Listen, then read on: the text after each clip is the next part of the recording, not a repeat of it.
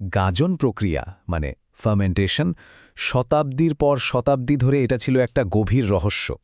মানে ভাবুন তো, আঙুরের রস থেকে ওয়াইন তৈরি হচ্ছে, কিংবা ধরুন অ্যালকেমিস্টদের সেই সব অদ্ভুত পরীক্ষা নিরীক্ষা দেখে মনে হতো যেন পুরোটাই জাদু।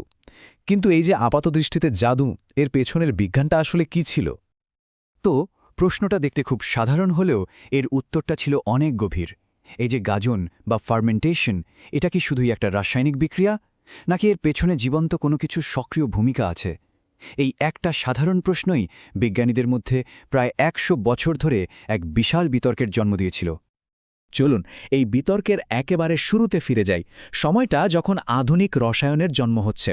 আর ঠিক তখনই আমরা এমন একজনের দেখা পাই যিনি প্রথমবার এই আপাত জাদুকে বিজ্ঞানের দাড়িপাল্লায় মাপার চেষ্টা করেন।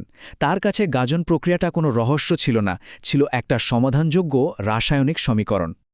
তিনি আর কেউ নন, স্বয়ং আন্তোয়ান লাভোয়াজিয়ে। তিনিই তো প্রথম এই যুগান্তকারী ধারণাটা দেন যে কোনো কিছুকে ধ্বংস বা সৃষ্টি করা যায় না, শুধু তার রূপ বদলায়। আর এই সহজ কিন্তু শক্তিশালী নীতিটাকেই তিনি গাজন প্রক্রিয়ার উপর প্রয়োগ করলেন আর তৈরি করলেন একটা নিখুঁত ব্যালেন্স শিট।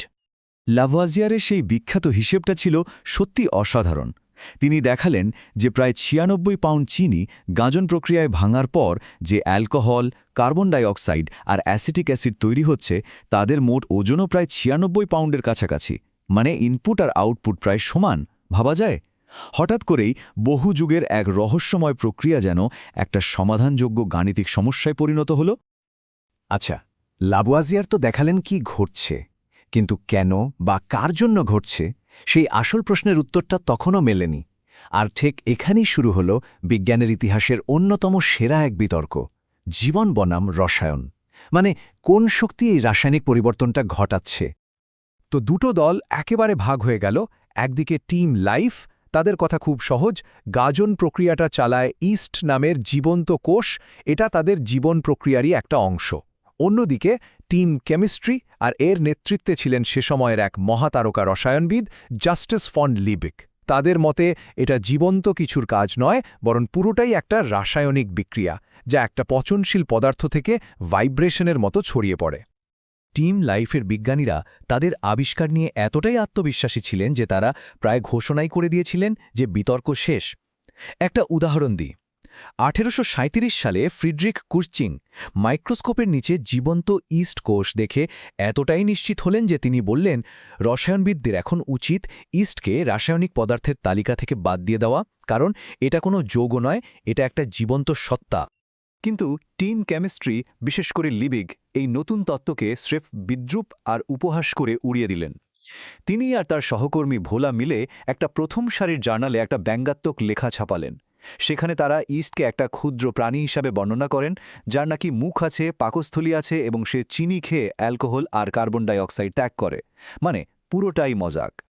এই বিতর্কের মাঝেই এমন একজন বিজ্ঞানীর আবির্ভাব হল, যার কাজ দেখে মনে হল যেন বিতর্কের অবসান ঘটতে চলেছে। তার গবেষণার ফলে একটা তত্ত্ব এতটাই শক্তিশালী হয়ে উঠল যে তা কয়েক দশক ধরে একছত্র আধিপত্য বিস্তার করে রাখল। তিনি ছিলেন লুই পাস্তুর। ১৮৫০ ও ৬০-এর দশকে তার নিখুঁত এবং বিস্তারিত গবেষণা টিম লাইফের পক্ষে এতটাই জোরালো আর অপ্রতিরোধ্য প্রমাণ হাজির করল যে লিবিগের রাসায়নিক তত্ত্বটা প্রায় ধুলোয় মিশে গেল। পাস্তর একেবারে অকাঠ্যভাবে প্রমাণ করলেন যে ইস্ট আপনা আপনি কোনো রাসায়নিক বিক্রিয়া থেকে তৈরি হয় না। তিনি দেখালেন যে যেখানেই গাজন হচ্ছে সেখানেই জীবন্ত ইস্ট কোষের বৃদ্ধি ঘটছে।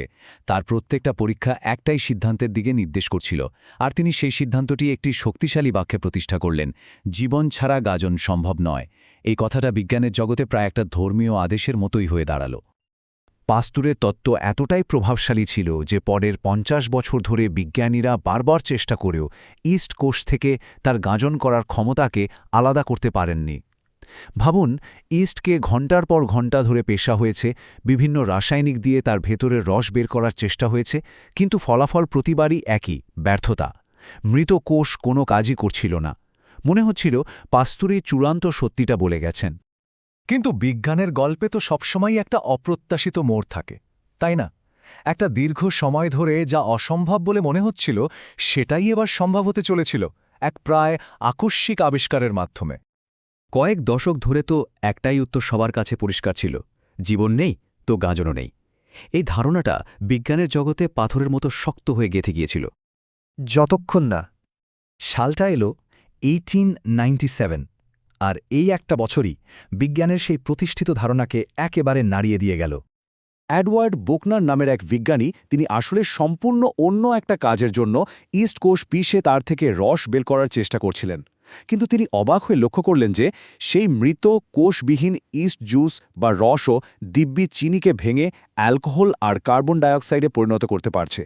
পাস্তুরের সেই বিখ্যাত আইন ভেঙে গেল। বোকনার এই রহস্যময় পদার্থের নাম দিলেন জাইমেজ। বোকনারের এই যুগান্তকারী আবিষ্কার শুধু এক শতাব্দীর বিতর্কেরই ইতি টানেনি, বরং দুই বিপরীত মতবাদকে একত্রিত করে বিজ্ঞানের এক সম্পূর্ণ নতুন শাখার জন্ম দিয়েছিল, আর সেই শাখাটি হল বায়োকেমিস্ট্রি বা জৈব রসায়ন। জাইমেজের আবিষ্কার ১০০ বছরের পুরনো বিতর্ককে খুব সুন্দরভাবে সমাধান করে দিল। দেখা গেল আসলে কেউই পুরোপুরি ভুল বা ঠিক ছিলেন না। লিবিক ঠিক বলেছিলেন যে গাজন একটা রাসায়নিক প্রক্রিয়া, আবার পাস্তুরও ঠিক ছিলেন যে এই রাসায়নিক যন্ত্রটা একটা জীবন্ত কোষের মধ্যেই তৈরি হয়। সুতরাং চূড়ান্ত সমাধানটা ছিল এই রকম: ১. গাজন কোনো রহস্যময় প্রাণশক্তির খেলা নয়, এটা একটা রাসায়নিক কাজ। এটা লিবিকের ধারণাকে সমর্থন করল। ২.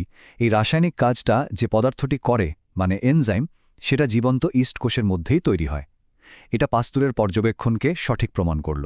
আর ৩. এর সাথে সাথে মরিৎজ স্ট্রাউবের সেই ১৮৫৮ সালের ভবিষ্যৎবাণী, মানে এনজাইম তত্ত্ব, সেটাও অবশেষে প্রমাণিত হল। কিন্তু একটা রহস্যের সমাধান মানেই তো আরও অনেক নতুন আর জটিল রহস্যের দরজা খুলে যাওয়া।